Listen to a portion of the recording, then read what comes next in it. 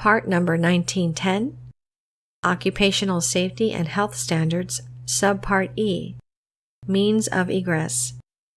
1910 Subpart E App. Title: Exit Routes, Emergency Action Plans, and Fire Prevention Plans.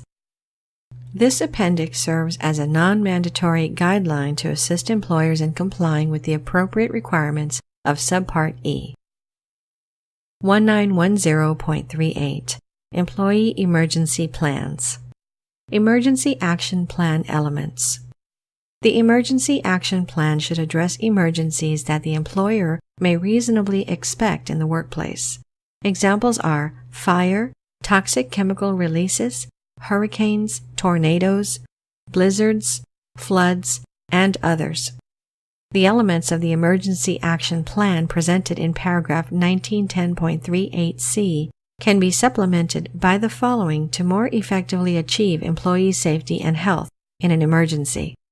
The employer should list in detail the procedures to be taken by those employees who have been selected to remain behind to care for essential plant operations until their evacuation becomes absolutely necessary.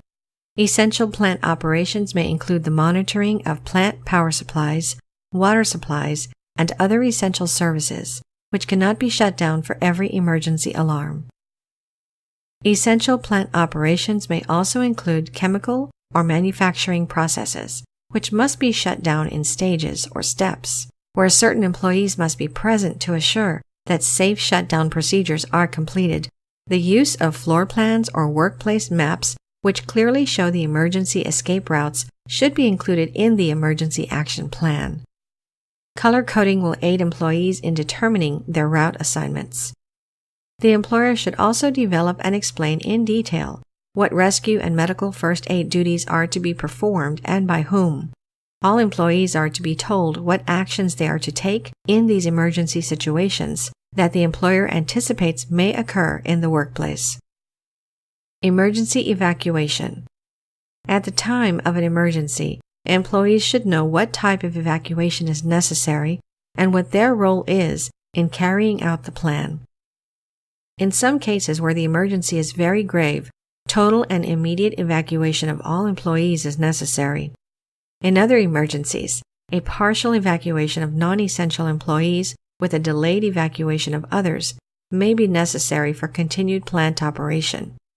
In some cases, only those employees in the immediate area of the fire may be expected to evacuate or move to a safe area, such as when a local application fire suppression system discharge employee alarm is sounded. Employees must be sure that they know what is expected of them in all such emergency possibilities, which have been planned in order to provide assurance of their safety from fire or other emergency. The designation of refuge or safe areas for evacuation should be determined and identified in the plan. In a building divided into fire zones by firewalls, the refuge area may still be within the same building, but in a different zone from where the emergency occurs.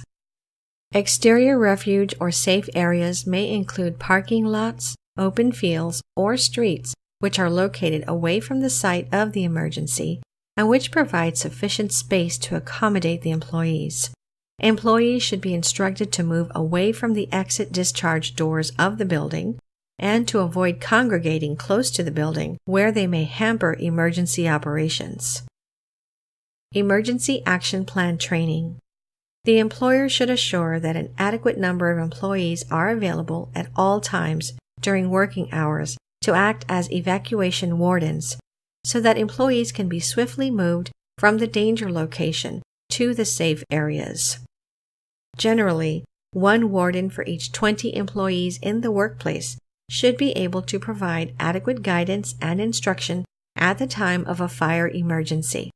The employees selected or who volunteer to serve as wardens should be trained in the complete workplace layout and the various alternative escape routes from the workplace. All wardens and fellow employees should be made aware of handicapped employees who may need extra assistance, such as using the buddy system, and of hazardous areas to be avoided during emergencies. Before leaving, Wardens should check rooms and other enclosed spaces in the workplace for employees who may be trapped or otherwise unable to evacuate the area.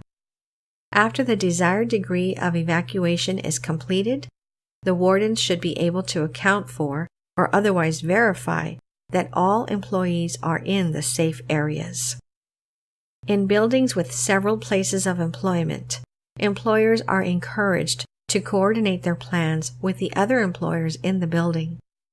A building-wide or standardized plan for the whole building is acceptable, provided that the employers inform their respective employees of their duties and responsibilities under the plan. The standardized plan need not be kept by each employer in the multi-employer building, provided there is an accessible location within the building where the plan can be reviewed by affected employees.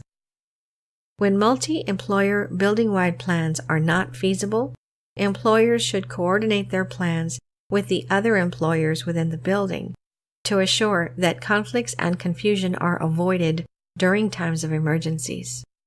In multi-story buildings where more than one employer is on a single floor, it is essential that these employers coordinate their plans with each other to avoid conflicts and confusion. Fire prevention housekeeping. The standard calls for the control of accumulations of flammable and combustible waste materials. It is the intent of this standard to assure that hazardous accumulations of combustible waste materials are controlled, so that a fast-developing fire, rapid spread of toxic smoke, or an explosion will not occur. This does not necessarily mean that each room has to be swept each day. Employers and employees should be aware of the hazardous properties of materials in their workplaces and the degree of hazard each poses. Certainly, oil-soaked rags have to be treated differently than general paper trash in office areas. However, large accumulations of waste paper or corrugated boxes, etc., can pose a significant fire hazard. Accumulations of materials which can cause large fires or generate dense smoke that are easily ignited or may start from spontaneous combustion are the types of materials with which this standard is concerned. Such combustible materials may be easily ignited by matches, welder sparks, cigarettes, and similar low-level energy ignition sources. Maintenance of equipment under the fire prevention plan. Certain equipment is often installed in workplaces to control heat sources or to detect fuel leaks. An example is a temperature limit switch, often found on deep-fat food fryers found in restaurants. There may be similar switches for high-temperature dip tanks or flame failure and flashback arrestor devices on furnaces and similar heat-producing equipment. If these devices are not properly maintained, or if they become inoperative, a definite fire hazard exists. Again, employees and supervisors should be aware of the specific type of control devices on equipment involved with combustible materials in the workplace, and should make sure, through periodic inspection or testing, that these controls are operable. Manufacturers' recommendations should be followed to assure proper maintenance procedures.